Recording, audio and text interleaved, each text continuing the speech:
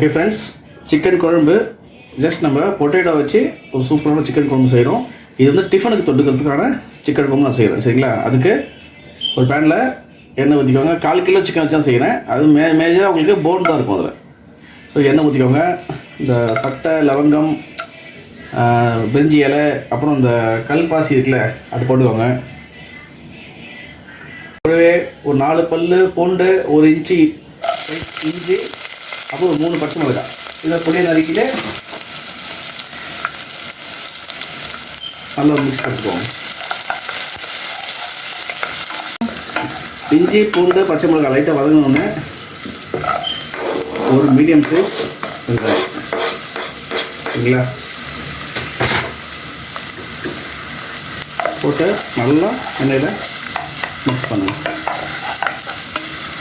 இது வந்து நல்லா பொன்னிறமாக வதங்கணும் வெங்காயம். சரிங்களா? அது வரையும் வதக்கிட்டே இருங்க. அதுக்கு அது தீஞ்சிடக்கூடாது. பொன்னிறமாக கோல்டன் ப்ரௌன் அந்த கலரில் வரணும். ஓகே,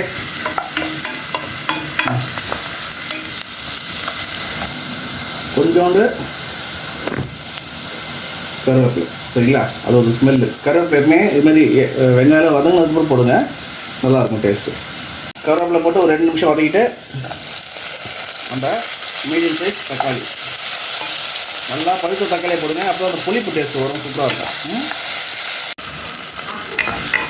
தக்காளி ஓரளவுக்கு மேஷ் ஆனோடனே நம்ம வச்சுருந்த உருளைக்கிழங்கு, பொட்டேட்டோ, எப்பவுமே சிக்கன் குழம்புலாம் செய்யணும் பொட்டேட்டோ போட்டு செய்யலாம், சூப்பராக இருக்கும். ஸோ இதில் வந்து டிஃபனுக்கு நல்லாயிருக்கும். நம்ம டிஃபனுக்கு வந்து தோசை, இட்லி, பரோட்டாக்கெல்லாம் சூப்பராக இருக்கும். சரிங்களா?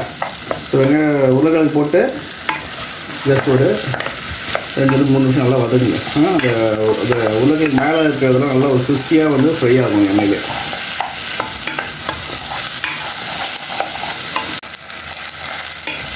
பொட்டேட்டோ போட்டு ஒரு 2-3 நிமிஷம் வதக்கிட்டோம். இந்த ஸ்டேஜில் நான் சொன்ன 1/4 கிலோ சிக்கன், மோஸ்ட்லி போன்ஸ் தான் இது. ஏன்னா நான் வந்து போன்லெஸ் வந்து சிக்கன் 65 கட் பண்ணி எடுத்துட்டேன். சரிங்களா? நம்ம வீட்டில் யாருமே சிக்கன் வந்து குழம்புல போட்டு சாப்பிட மாட்டேங்கிறாங்க. சிக்கன் போட்டு 2 நிமிஷம் வதக்கிட்டோம். இந்த ஸ்டேஜில் இந்த சிக்கன், பொட்டேட்டோ, இந்த குழம்புக்கு தேவையான உப்பு, இது குழம்பு மிளகாய் தூள் திக்னஸுக்காக, சிக்கன் மசாலா ஒரு டீஸ்பூன், எல்லாம் சேர்த்து நல்லா ஒரு மிக்ஸ் கொடுங்க. ஓகே,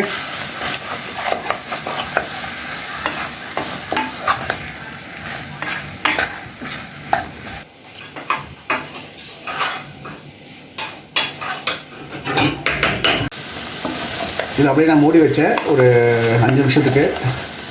அந்த மசாலா எல்லாம் அந்த பச்சை ஸ்மெல்லு போயிடுச்சு. இந்த ஸ்டேஜில் நம்ம தண்ணி ஊற்றணும்.